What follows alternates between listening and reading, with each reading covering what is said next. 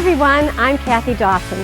Welcome to Can You Relate, Cleveland's and Northeast Ohio's relationship show. We have a really fun show for you today because Father's Day is this Sunday. This show, we're going to have a relationship roundup. Are you ready? With all men.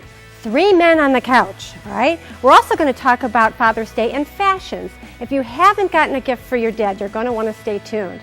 And strap yourselves in, we have Mr. Romance coming in. But first, we're going to talk about your children and their relationship to nature. Are they coughing, sneezing, rubbing their eyes? It's summertime and it's time for allergies. So let's find out what we can do about it.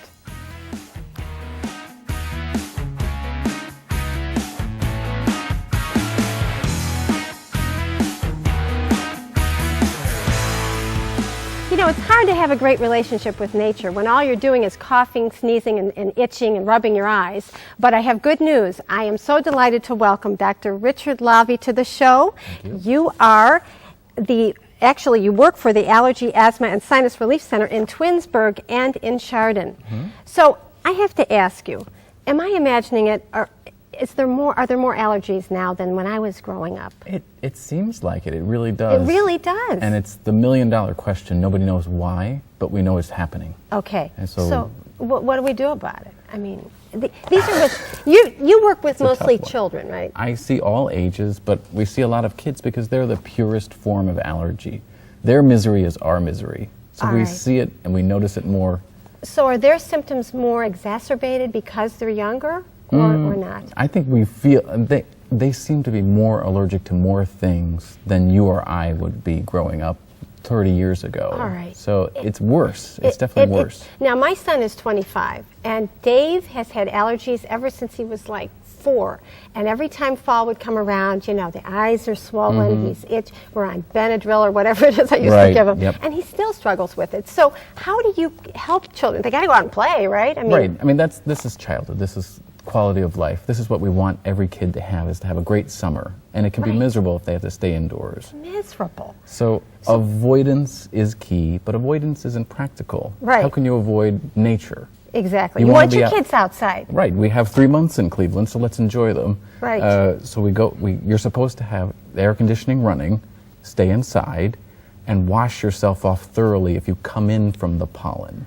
Okay. So get the clothes off, jump in the sprinkler, do whatever it takes to get all that pollen off you once you go inside so you don't have it on you. Now, we don't have air conditioning. So what do? Just stick with the washing of the clothes, or how does that work?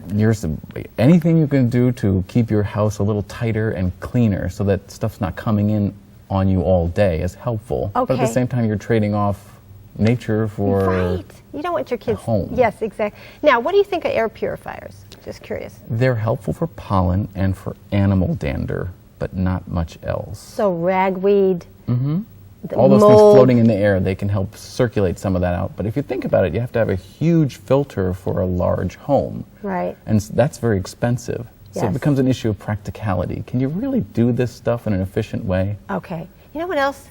Dust mites. Yeah. Do you see people coming in with... How do you get rid of dust mites? It's impossible. It's impossible. Right. These are creatures of nature. So unless we have a nuclear war, we're not going to get rid of dust mites. So I don't want to do that. Right.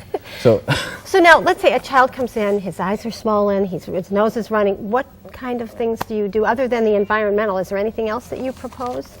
Well, if it's really just a pollen or a seasonal type allergy, you know, there's a lot of over-the-counter medications which people try before they see me. And generally, if they come to see me, they failed those things. All right. So we sort of try some other medications, make sure the avoidance is in place.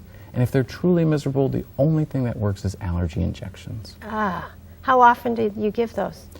Once you're on a good dose, it's somewhere between every 2 to 4 weeks. Oh my. Is that for like just the season or for... It's ongoing. Ongoing. Because what we're trying to do is fool you into thinking you're not allergic. We have to keep fooling you and fooling you and So it's fooling kind of you. like a vaccine, I would guess. It is. Okay. It's exactly that. There's no medicine in this allergy shot. There's no steroid, there's no antihistamine. It's just what you're allergic to. Now, Dr. Lavie, the reason I wanted you to come on is I wanted people to know that they have options. And you, in a very short amount of time, gave us several options. So thank you so much for being on the show. My pleasure. Thank you. And if you have a child or anyone in your family who is experiencing this, please give Dr. Lavie a call at 330-423-4444 or your website, at aaasrc.com. Stay tuned because we've got the men coming up on the couch. Up next, do you want to be like dear old dad? Our all-male relationship roundup reveals how men raise their children and if fathers are a factor. And later in the show, we'll help you put your father into fashion just in time for Dad's Day.